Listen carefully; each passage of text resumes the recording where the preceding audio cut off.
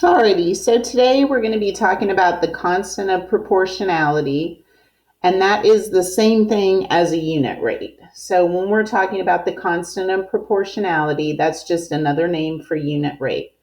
So we are looking at a graph, and it says that there's a proportional relationship between the side lengths of a square in inches. That's the x, so that's down here. Remember, this is the x-axis that goes along the bottom, and that gives you your side length in inches. And then the y-axis, which is here, gives you your perimeter in inches of the square. So it says that there's a proportional relationship between the side length in inches and the perimeter of the square in inches. And we are looking for what is the constant of proportionality. Write your answer as a whole number or a decimal. So we're looking for the inches in perimeter per inch in side length. So the inches in side length is going to be on the bottom. The inches in side length.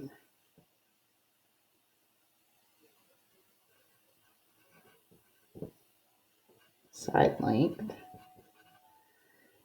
And that's going to be the inches in perimeter. Goes on top. So we come to look at the graph, and you can look up at the 1, and it crosses that line right at the 1 inch side length in inches. So that's the 1. And then the perimeter in inches would be 4. So we've got a 4 inches in perimeter to 1 inch in the side length. You can also follow the 2 up, and if you follow the 2 to where it actually crosses, like there's a spot that it has right at the 2 and the 8. And if you did 8 inches in perimeter over 2 inches in side length, and 8 divided by 2 would still give you 4 inches per 1 side length.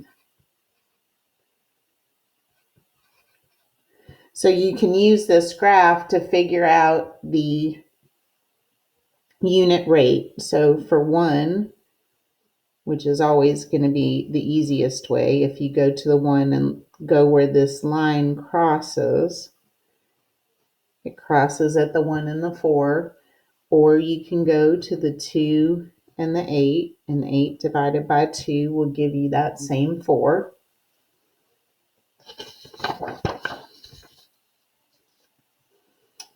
So on this one, it says there's a proportional relationship in the time in minutes, and the time in minutes is at the bottom, that's the X, and the calories, which is the Y.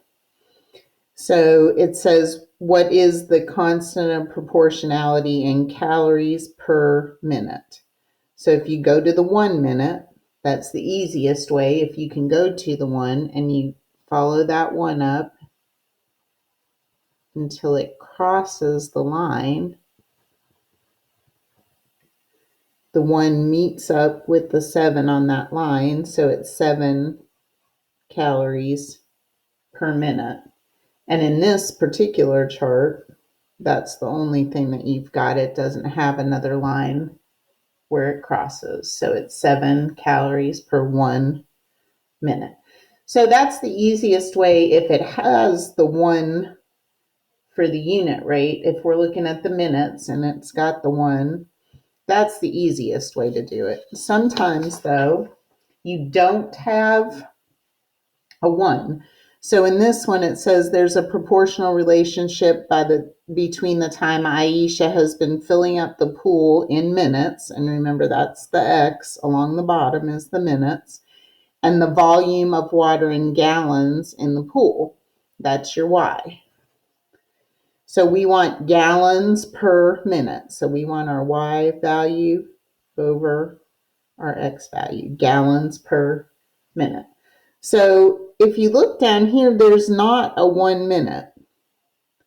So we can't just go to the 1. So we have to go to the 2, and we follow that 2 up the graph until it crosses this line, and it's 20 gallons in 2 minutes. And then remember, to get that unit rate or the constant of proportionality, we want 1 minute. So we have to do 2 divided by 2 to get the 1, and 20 divided by 2 is going to give us 10 gallons per minute. So 10 gallons per minute.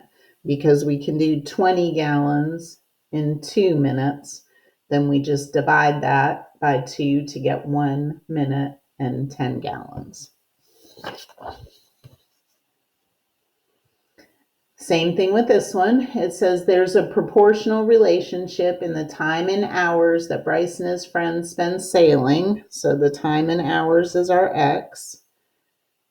And then the miles that they spend sailing is our Y value. And then along the bottom, per hour means per 1 hour, but we don't see a 1. So we're going to follow this 2. And it crosses at the 8 miles. So we have 8 miles in 2 hours. So if we want 1 hour, we just divide by 2. Divide by 2. So 4 miles per hour is the constant of proportionality, or the unit rate. So 4 miles per hour. So another thing that I wanted you to notice is, with all of these that have proportional relationships, which all of these did because they have the same unit rate throughout that line, is that they all start at the origin. So this one started at the origin at 0, 0. We had the second one, which also started at 0, 0, and then went up. And then this one starts at 0, 0, and the line goes up. And then that last one also starts at 0, 0. So whenever you're looking at a proportional relationship, if the unit rate is the same throughout that whole table, it always starts at the origin. That line that's graphed is always going to start at the origin.